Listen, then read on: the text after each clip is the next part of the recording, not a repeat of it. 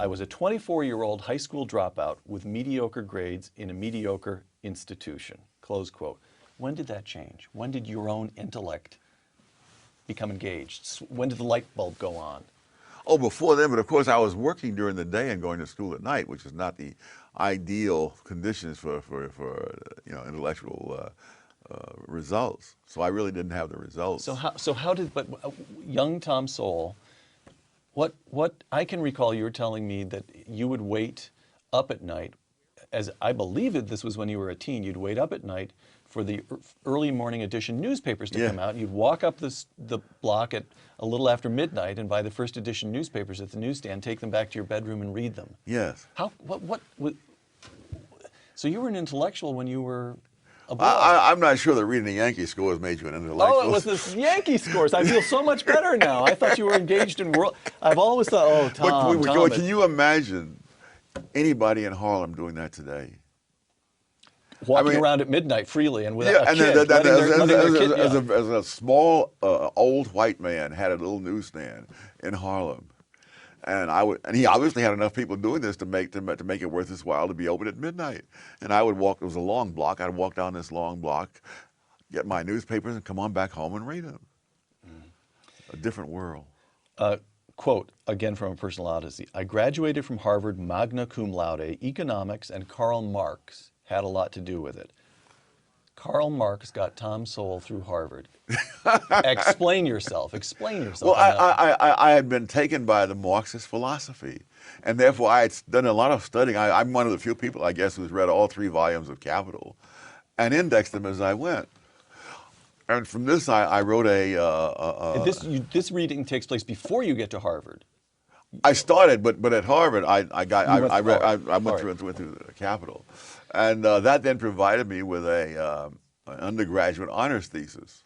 And it's the honors thesis that got the magna cum laude. The grade point average was just enough to make me eligible.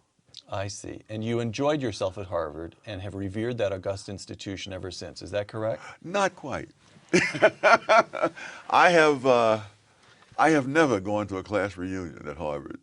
Even when I was teaching at Brandeis, which is about a 20-minute drive from Harvard. What I saw there that bothered me is what bothered me ever since.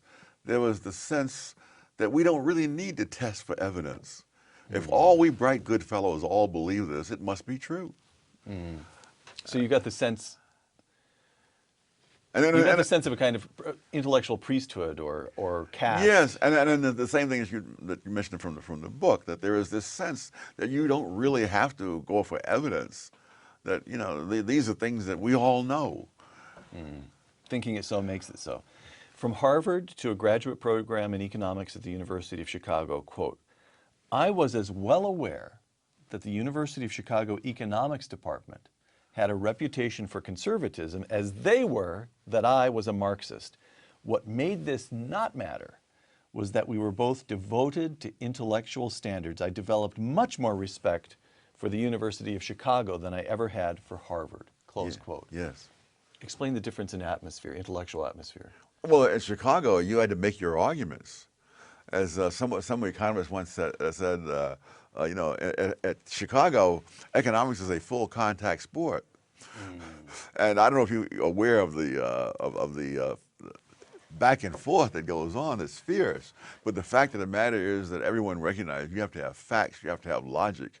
You can't say that we believe this because everybody knows this. No, you've got to show how and why. And you write about someone who became your close friend, Milton Friedman. You studied with Milton Friedman. Now, so here's a case, Tom, your thesis about intellectuals in society, that an intellectual is someone whose end product is ideas. Milton's end product was ideas, and yet he resisted all the temptations that you delineate in this book. He championed the free markets. He was intensely suspicious of the self-aggrandizement of intellectuals. He loathed Washington. In fact, I can recall some conversation, never went anywhere, but some conversation here at the Hoover Institution that we should move to Washington, and Milton said it would last 2 years and intellectually we'd be taken over. How did he, in strict terms, a man of ideas, And in that sense, an intellectual is intellectual.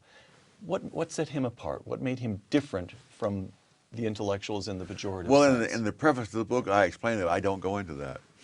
that I'm not trying to get a little extra out of you here. I did not try to explain every sparrow's fall. I'm trying to find what are the general patterns that we can see looking at intellectuals over the past 2 centuries. And I specifically say Milton Friedman is a classic example of someone who did not do it that way. Although Milton himself somewhere pointed out that at a very early period in his life, he was a Keynesian. He was certainly a liberal. Okay, so well, So, but he moved beyond that, and a lot of people do. I would say most of the conservative intellectuals were at some point in their lives on the left. I mean, Hayek was a socialist. You can just go through the whole list of them. I mean, there are a few like William F. Buckley, who was a conservative from day one, but he was the exception, not the rule. all right, so if you won't explain the sparrow's fall in Milton's case, explain it in yours. We've now got you to a graduate program at the University of Chicago, but you're still a Marxist. Yes. What were the circumstances? What was the intellectual journey that led you to reject Marx? Well, it was not taking Milton Friedman's. I was a Marxist when I went into Milton Friedman's course.